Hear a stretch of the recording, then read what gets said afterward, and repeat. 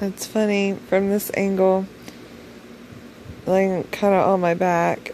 I think I have Cutter over here and Cash over here. I have a big baby butt or something right there for sure, and I think going down that way.